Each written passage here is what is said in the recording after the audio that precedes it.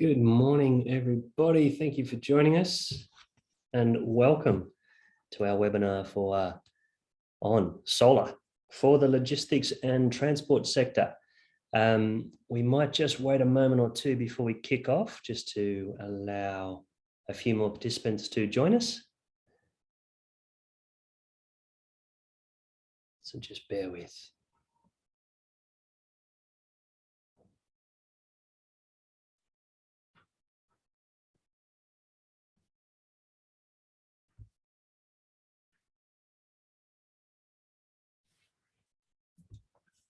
Okay, I might kick off and say good morning again.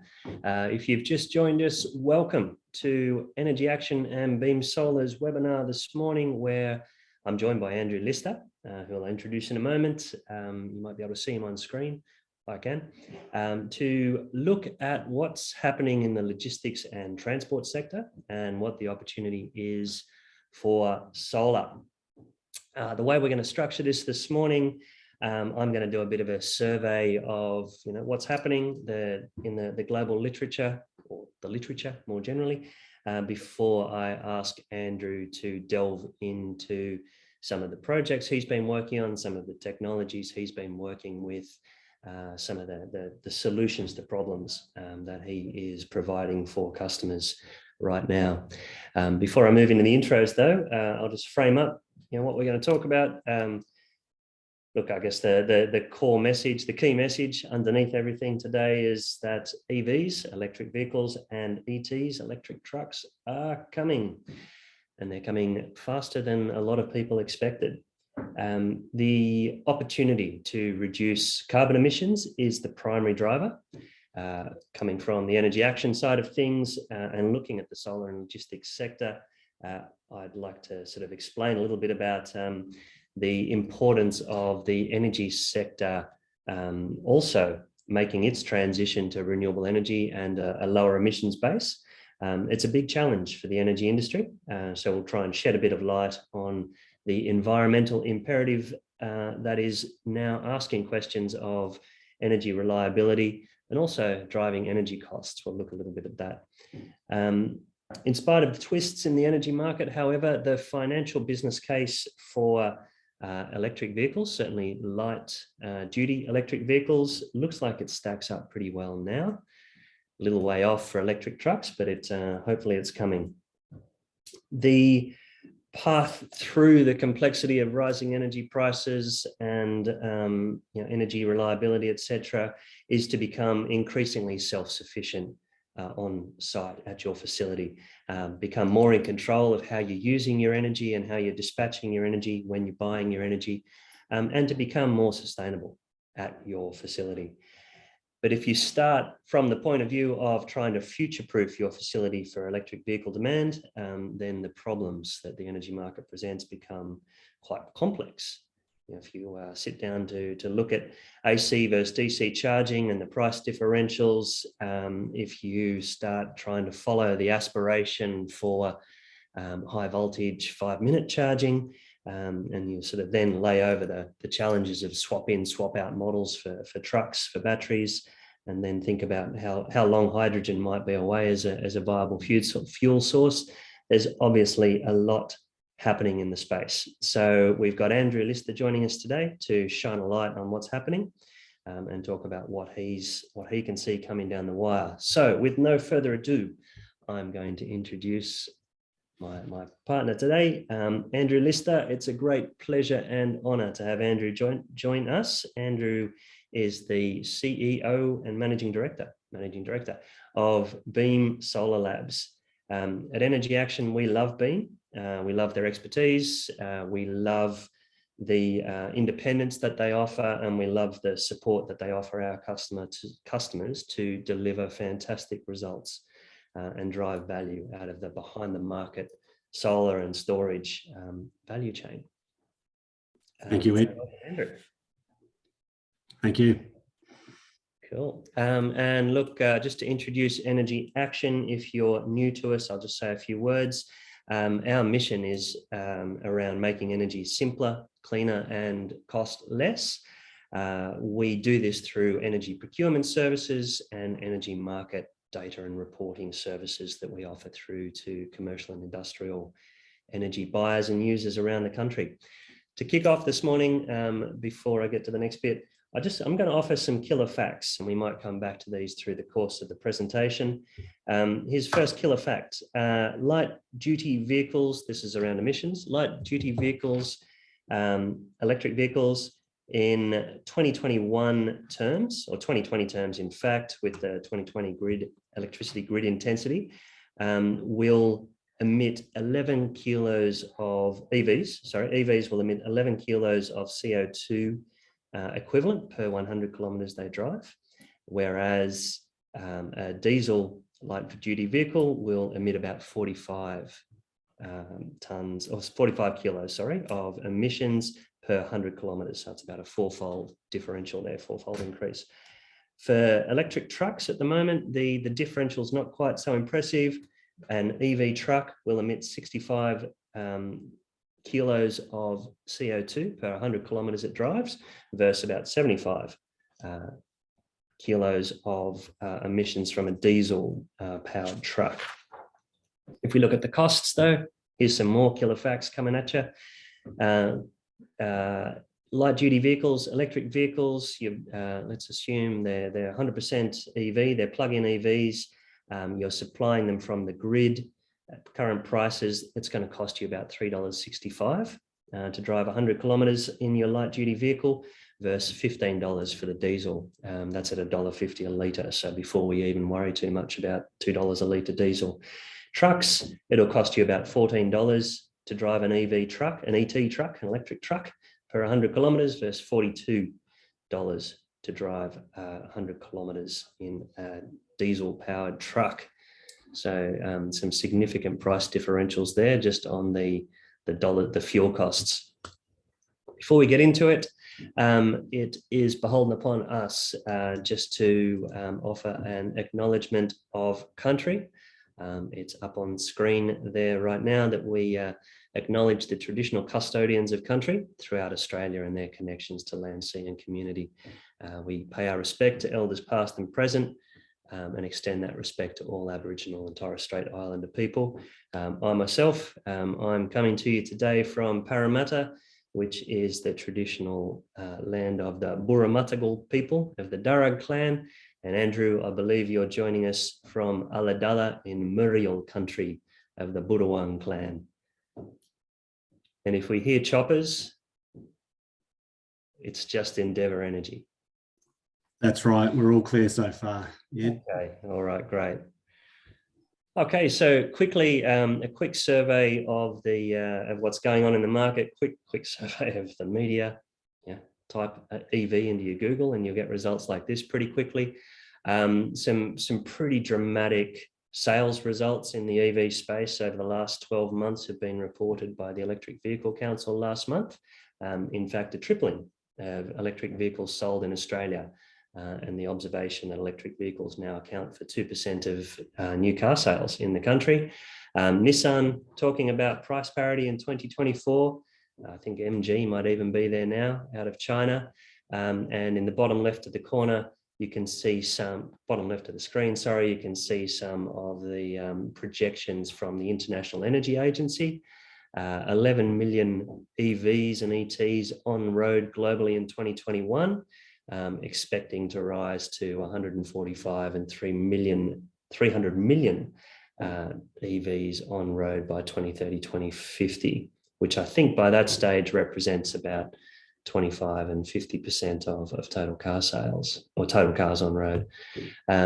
Just a little grab from the Australian Trucking Association, Electric Vehicle Council, which I'll be referring to repeatedly. They put out some pretty cool policy documentation in March, making the point that with government support, it's entirely feasible that 30% of new electric trucks in Australia could be, 30% of trucks in Australia could be electric by 2030, and 100% of truck sales in Australia could be electric by 2040 with the right signals. And that brings us back to our killer facts around the different operating costs.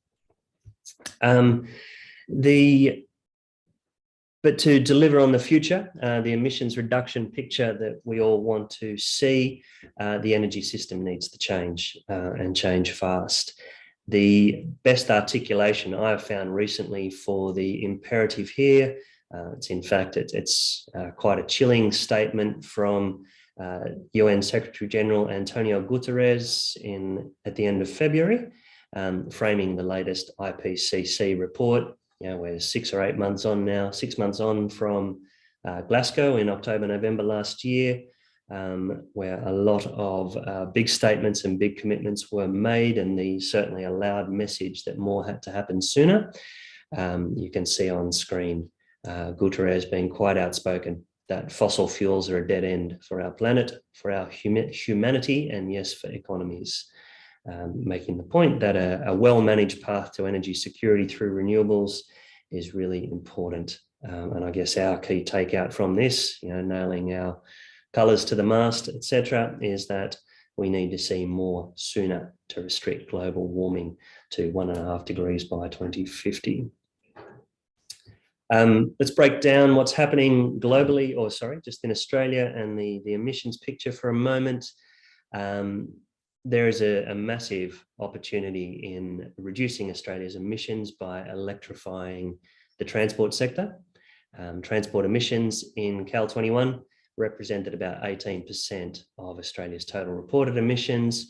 When you look at that in tandem with our electricity emissions, 33%, you can see that providing a renewable energy solution that extends into the transport sector will reduce Australia's reported emissions by more than 50%. It's a big lick, very significant that we make headway on this.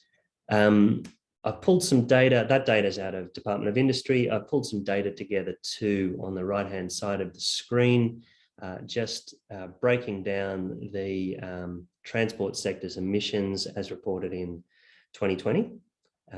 So in total, if we look at hard numbers, we can see on the left side of the screen, transport's 18% of total emissions. In 2020, it was about 94 megatons of CO2 emissions were emitted by the transport sector.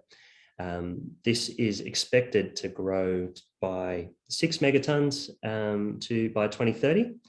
And this is after we factor in a significant uptake of electrical vehicles, EVs, revising up sales forecasts to 26% of EV sales by, revising them up by 26% or to 26%, and so such that 7% of light duty vehicle fleet will be EV or fuel cell by 2030. This is also factoring in so a lot more penetration of EVs into the industry, obviously, also factoring in about a 30% reduction in grid emissions, grid intensity across the electricity grid, and also factoring in some marginal gains in the efficiency of internal combustion engines, seeing those engines reduce their emissions per kilometre from 220 grams per kilometre to 196 grams per kilometre. So, what does that mean across the various sectors? Look, all sectors, the light vehicles sector, so that's EVs and light duty vehicles, declined significantly in 2021 with COVID. That's expected to rebound in 22 and 23. Having driven through Sydney traffic yesterday, I can vouch for the fact that those predictions are working. So rebounding to about 101 megatons by 2026, and then declining from that point with new car sales. And what else are we seeing in the trucking space? Trucking right now accounts for about 20 megatons, so about 20% of the overall emissions of the transport sector. It didn't decline so much with COVID, according to the data from Department of Industry, but it is, or they didn't see it decline in their projections, and they are expecting it to grow by about a megaton between here and 2030. So that's all happening. So, you bring those two pictures together of, okay, 50% of emissions in Australia at the moment can be dealt with if we can deal with the energy supply picture and the transport picture. If we look out at what's expected to happen between here and 2030, we can see electricity emissions declining by that, roughly that 30% that I described. But yeah, transport staying quite stable through that sector with where we're at the moment. Okay, so one factor which is complicating the transition of the transport fleet to EVs a little bit right now is the rising cost of energy. At the moment, and you can see on the left side of the graph, a chart Energy Action produces each month. I've just narrowed the focus of that chart. It's at our homepage at energyaction.com.au. Just narrowed that down to the last 2 years. You can see the substantial uptick as the economy has bounced back over the course of the last few months, the first few months of 2022. But also as we've seen the situation deteriorate in Europe. So right now, we are seeing energy prices rising, being driven along with that economic rebound out of COVID, but also the international commodity prices for coal and gas lifting significantly. We've also had announcements of significant baseload power generation being withdrawn from the market in the next couple of years.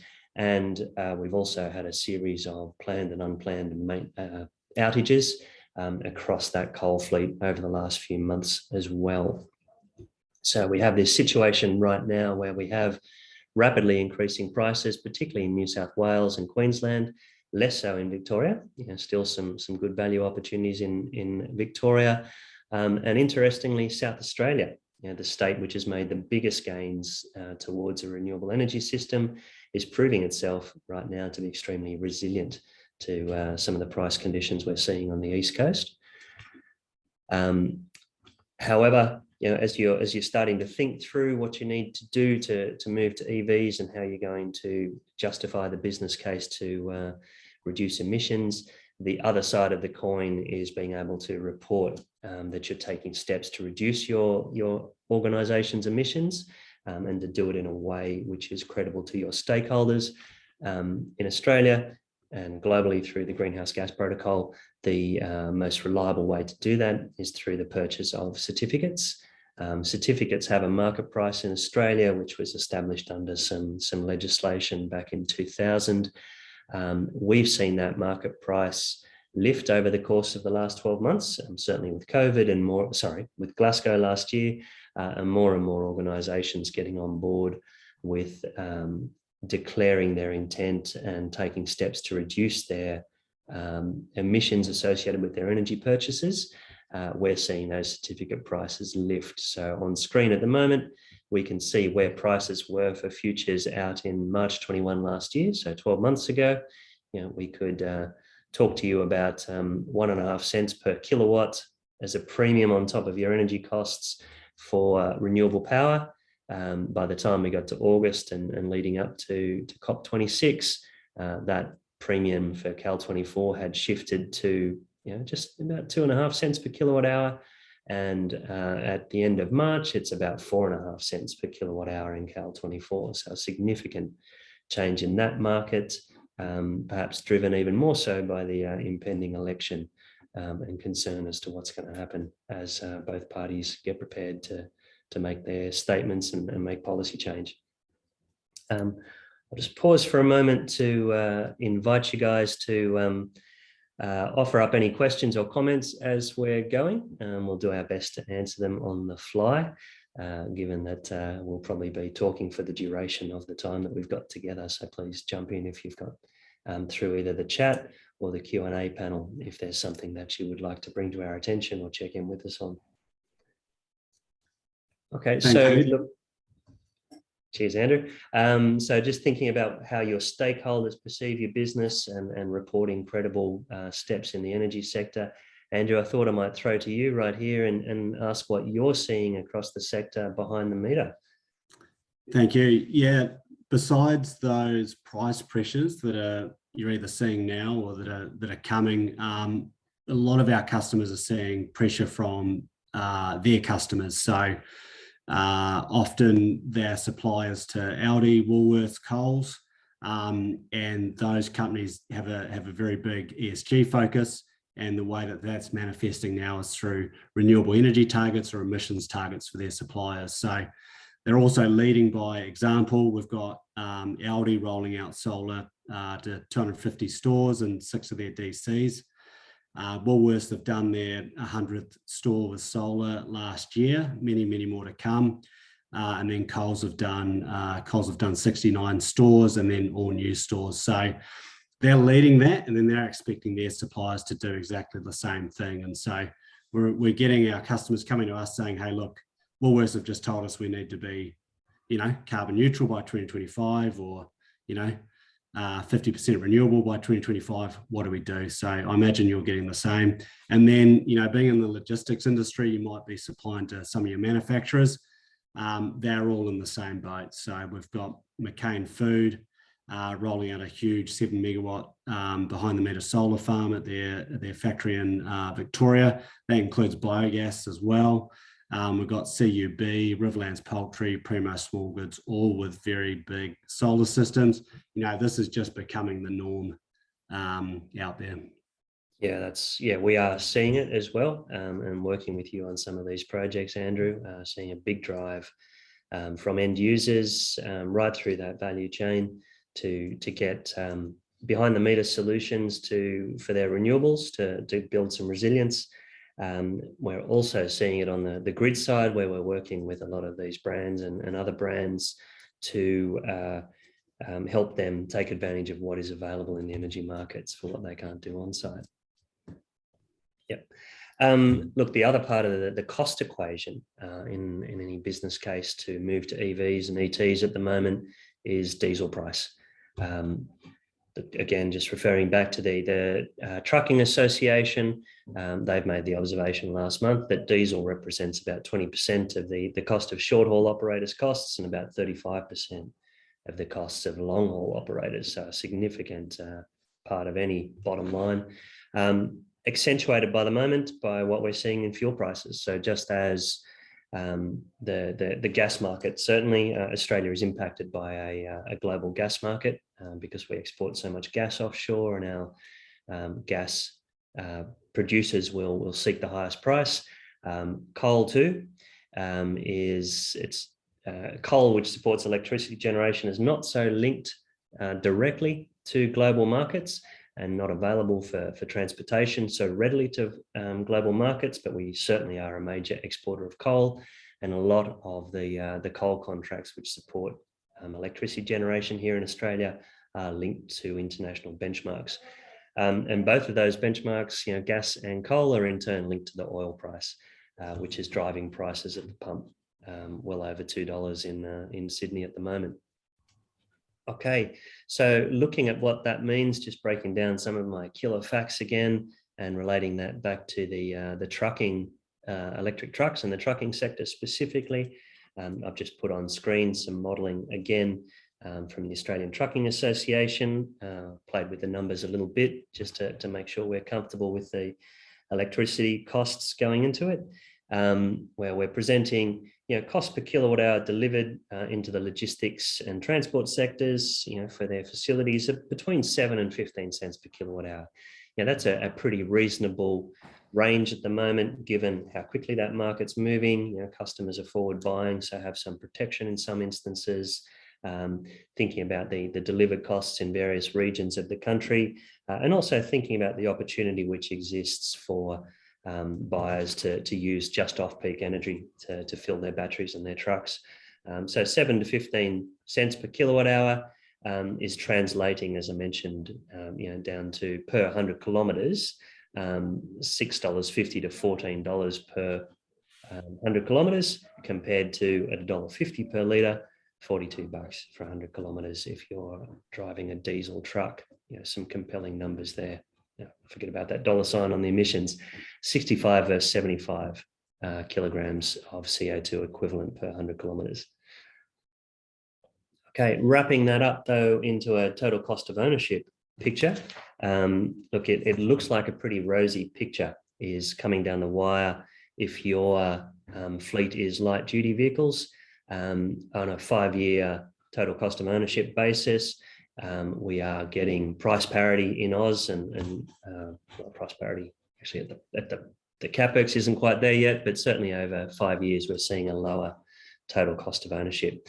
On screen I've got some numbers that I've pulled from Energy, who've got a little calculator. Again, I had to play with them a little bit just to get a reasonable capex number in there for what we see for the 4D transit van being released into Australia later this year at between 70 and 80 grand. But on a 5-year total cost to own basis, a diesel truck will cost you about $80,000 versus $63,000 for an EV, and that's that lower monthly running cost, that electricity versus diesel cost that we talked about, as well as significantly lower maintenance costs. Trucks, it's not so rosy. It's a long time since I bought a rigid truck, but surveying the literature, there's a significant price differential still between an electric truck and a diesel truck, about 200 grand in Australia, according to the Trucking Association. And this is borne out by some TCO numbers we saw out of Europe in 2019.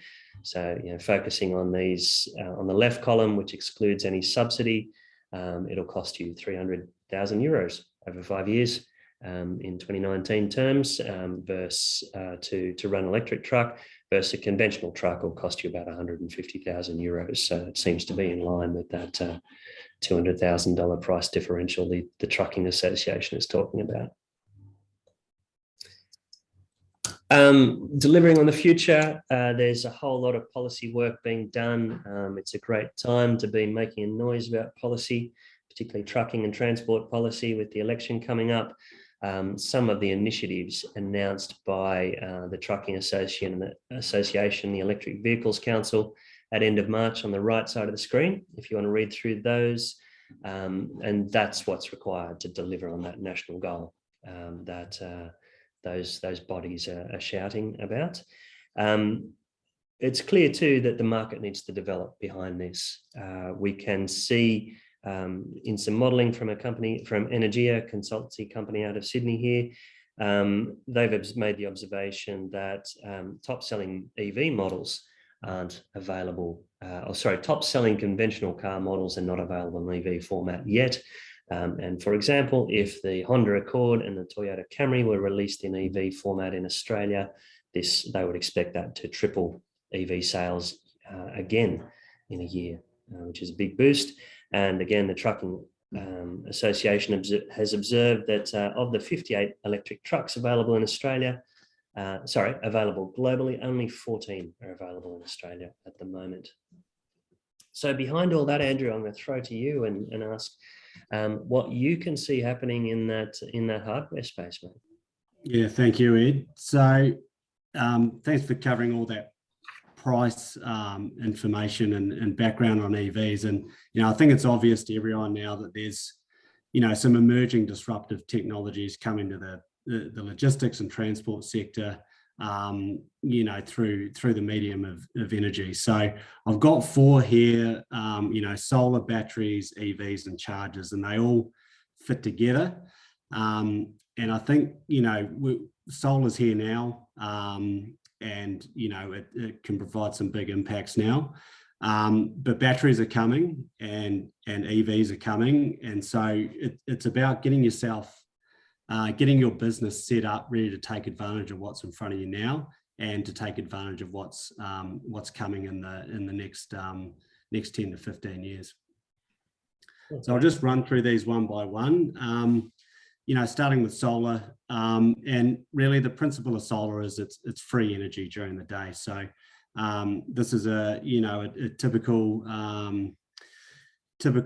logistics transport site on the left here, and it's about filling up your roof as much as possible.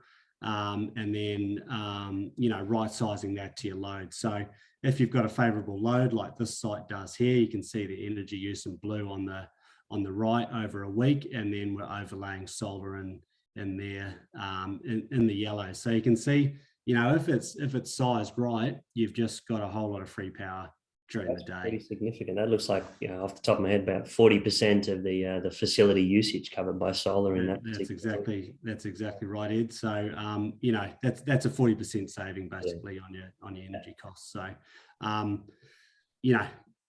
that's the first thing you should be looking at. Yeah, sure. And Andrew, look back to that 7 cents per kilowatt hour that I mentioned before for a cost of energy. You and I have worked on some deals in the recent past where we were achieving PPAs, behind the meter managed service deals for customers at about 7 cents per kilowatt hour. Are they still available out there in the market? That's right. Now that one's relying on some incentives. The VEEC incentive in Victoria, that is still available. And so, yeah, we're typically delivering solar. If you want to do it without capex, without investment, you can do that as a PPA. And in most cases, those are cash flow positive over a 10-year term. So it's really a no-brainer. Not free, but as cheap as you'll see in energy. Yeah, that's right. So things to consider with solar is, your available roof area. And a lot of sites are expanding. So it's thinking about, all right, we've got this site here, this roof here.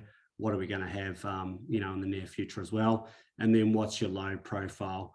What does that look like now? And then what's that going to look like if you add electric vehicle charging, or if you start electrifying some of your natural gas processes, which we'll get into a bit later. What are the current and future electricity prices like? You saw that chart that Ed had up earlier, that some big price increases coming in Victoria, in New South Wales and Queensland, and that's going to have a big impact over the next few years on your energy prices. Other things to consider are, do you do that as a capex? You buy that outright. If you don't have capital available, or if you've got better uses for that capital, there's a myriad of ways to finance that. But typically that's done through a power purchase agreement, which gives you some other protections around in the contract. If you've got some land available, that's a great place to put solar as well. And then what's going to happen in the future? Are you going to put more solar out? You're going to add a battery. So they're all the things to think about. Yep. Great. Andrew, we just got a question through from Tim in our audience today. Just asking the question, can you open up on what state and federal incentives are available for behind the meter solar? Yeah, that's a great question, Tim. So the main federal one is the STCs. So that'll cover about 35 to 40% of the cost of what we call a small system, and that's still 100 kilowatts, up to 100 kilowatts. So that'll just come off the purchase price for those systems. So, what would normally be $130,000, might be $80,000 to $90,000 once you take off that STC rebate. And then the other big one is the VEEC in Victoria. So that covers systems above 100 kilowatts, and that'll pay anywhere between 30 and 40% of that system cost. And so we're, a lot of our customers, Energy Action customers in Victoria are capitalising on that. And now is the time to do a very large solar system in that state. Yeah, it's a great message. Great message. Tell us about batteries, Andrew. Yes, moving on to batteries. So they're not viable now. We're seeing it, not often as a viable now, but they are coming, and there's a few different roles they play that might provide a lot of value beyond just your energy savings. So if we go to the next slide, I'll just run you through those things to consider. There's a number of things a battery can do, and it can't do all of them at the same time, but it can definitely do some of them that might be of value to you. So one is utilizing that excess solar energy you might have, and coming back to the VEEC, that's actually quite important with the VEEC rebate. And so adding a battery can often if you've got a lot of excess solar, can often make the VEEC incentive a lot bigger. You can use it for demand management, which can take a huge cost off your peak demand charges. And you can play in demand response markets. So that might be your FCAS market or your spot price market. You know, in Queensland at the moment, we're seeing very high spot prices, you know, $14,000 a megawatt hour. So if you can switch your battery on there, you know, it doesn't take many hours for it to start to get a return on that investment. But where we find it, you know, where it's most valuable is providing backup power. So if you're logistics, if you're cold storage, if you're, you know, got pharmaceutical or other very temperature sensitive product, you know, having that backup available can save hundreds and thousands or millions of dollars. So definitely worth considering a battery in those instances. So, you know, the best way to do it can't really be solved, you know, on a kind of rule of thumb. We recommend an assessment, and, you know, if you're down the 5-year end of the payback curve, then that's great. But for a lot of cases, it's probably going to be a 15-year payback for now. And they do take up a bit of footprint. So thinking about where that battery is going to live, you want it close to your distribution board, and then thinking about how you're going to control that battery. And so all the things, these factors sort of playing with each other, and you know, it's worth assessing that to see if it's going to stack up. Sure. That 5 to 15-year payback is, I guess, more significant when you think about a battery warranty. Where are they sitting at the moment, Andrew? Yeah, battery warranties typically, you know, 7 to 10 years. So the battery life, you know, you used to say that's only going to last 10 years, but that is pushing out further and further. Okay. And again, it depends on what you're using that for. If it's backup, you're not going to be using it very often, and you might only need, you know, 2 power cuts, and you've paid that battery back in spades. Sure, that's right. Okay. All right. The other trend that's emerging is EVs. And so I've just got a chart up here of a site that's, you know, electrified, both its heating and its transport use. And you can see that, you know, your pink, which is your natural gas, and your black, which is your diesel. You know, typically you buy those off your site, but when you start using EVs, you know, and supplying the power from your site, that's going to have a huge impact on your electricity demand. So if you've looked at solar previously and your demand's a bit low, you know, in 5, 10, 15 years time, once EVs become the dominant form of transport, that's going to add a huge amount of electricity use to your site. So you see at the end there, we're starting to offset that with solar. And so that's the way you need to be thinking about it. You're going from fossil fuels to electricity, and then you're powering that electricity with renewable energy. Yeah, that's a great example. And so things to consider with EVs, Ed's touched on most of these already. You know, it's a big investment, and you'll pay that back with lower operational costs. That's both fuel and maintenance. And it's going to impact a little bit how you operate that. There's going to be some wins you've got, the fact that you don't have to fuel off-site and pay heaps of money, but, you know, it is going to take longer to fill up that vehicle, and you're going to want to time that pretty well, both from a, you know, cheapness of electricity supply and from, you know, limited infrastructure, whether that's electricity supplied to your site. And so it's really those site impacts that are really worth considering. Now you're going to increase your electricity use significantly, and does your site have the capacity to supply that? You know, you know, most sites are going to need potentially an upgrade of their infrastructure, or a very large solar system and potentially a battery system to be able to supply that power to the vehicles. That's going to flow onto your electricity contracts, and that's, you know, something to talk to Energy Action about how to manage that. And there's both risks and opportunities around that, particularly with peak demand management. And then, you know, as vehicles get more mature, there's going to be opportunities around vehicle to grid where your vehicle is essentially a massive battery that can supply your site either for peak demand management or for backup. So yeah, risks and opportunities. Hopefully more of the latter than the former. Careful planning and considerations required. I think that's the key message, right? That's exactly right.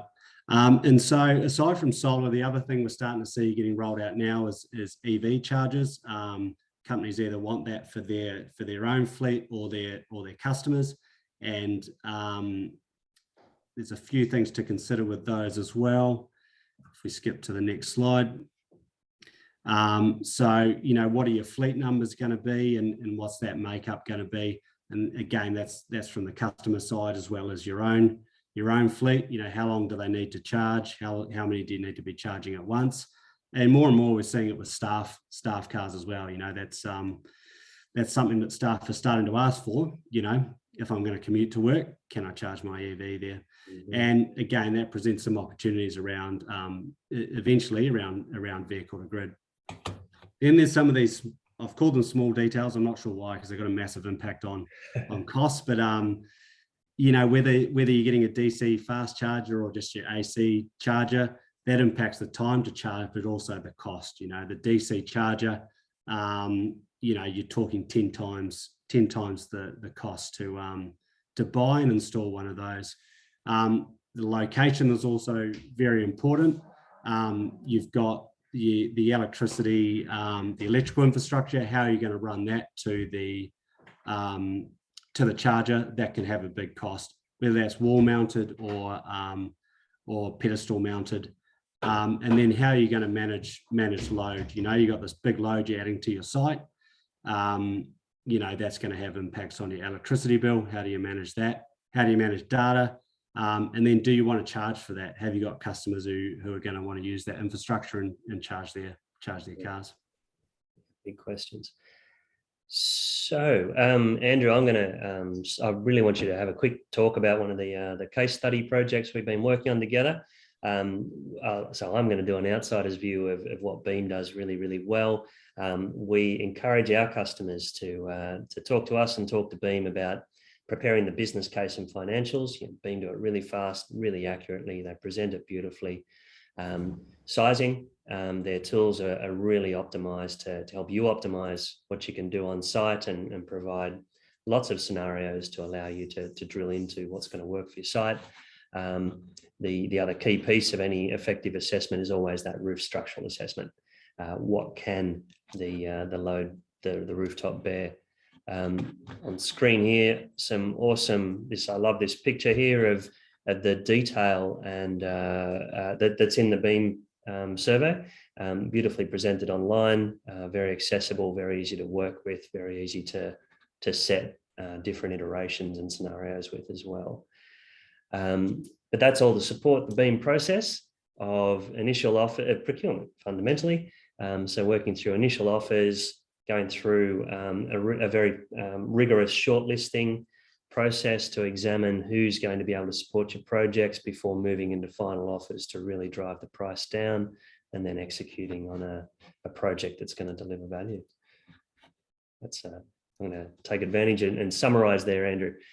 These are some of your suppliers that you work with? That's right, Ed. So we've got most suppliers on the commercial side that exist in Australia. You know, and most of them are delivering, you know, fantastic projects for our customers. I'll just quickly touch on the case study. So we've basically run through this process with Volvo Group Australia. You know, they had an extra, aside from those factors we discussed, they've had an extra push because they are a manufacturer and distributor of electric vehicles. And so they came to us, to Energy Action and Beam, and said, you know, this is the problem we've got. We need to roll out this fleet of EVs. We've got a large number of sites. You know, we've been looking at solar before, but, you know, we're not getting the momentum we need. So the way we helped them was exactly the process that Ed ran through, you know, starting with an assessment, you know, where does solar make sense at all their sites? Where do EVs make sense at their sites? And then we went through a procurement process for both the solar and the EV charging network. And like a lot of companies in Australia and probably the world at the moment, they're also under-resourced in terms of then getting those projects implemented. So we're now helping them with the project management of the implementation of those solar and EV projects. Story. And look, the future proofing is a really important element there too, right? It was you worked through, or we worked together through the solar. Then let's look at EV charging for cars, and then the next tranche is, Volvo, I guess, has got a bit of control over the EV technology, the ET technology in particular. So it can call the shots, but making sure that the right infrastructure is there to support those trucks when they're ready as well, right? That's absolutely right. Yep. Yeah, and look, I was in the process. I sat a bit on the outside, but I was really impressed by how effectively the Beam team, with some support from my guys, were able to move Volvo through the specification development, the shortlisting to get quality suppliers, and then how effective the supply procurement process was at the end. It was really impressive stuff. Really great. Okay, guys, with less than, we're negative a minute, so I'll just round it out now with a couple of tips and tricks we'd like to leave you with. If you're in the logistics space, let's start with what we can solve for now. Please reach out to us to get a solar, battery and EV charging assessment.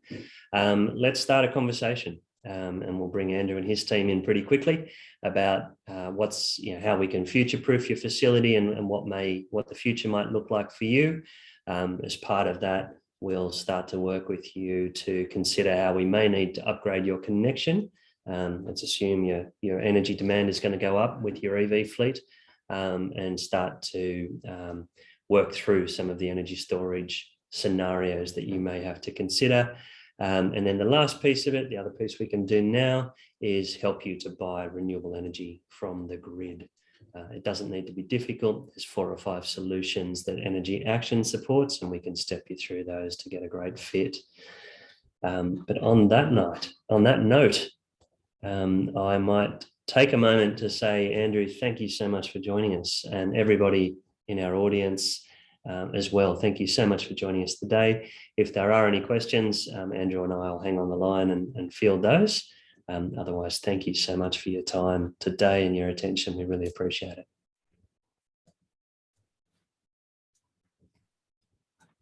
Okay, and if you're anxious about it, please be aware that this will provide the deck as well as a recording of this session out to everybody that's in attendance and everyone that's registered today.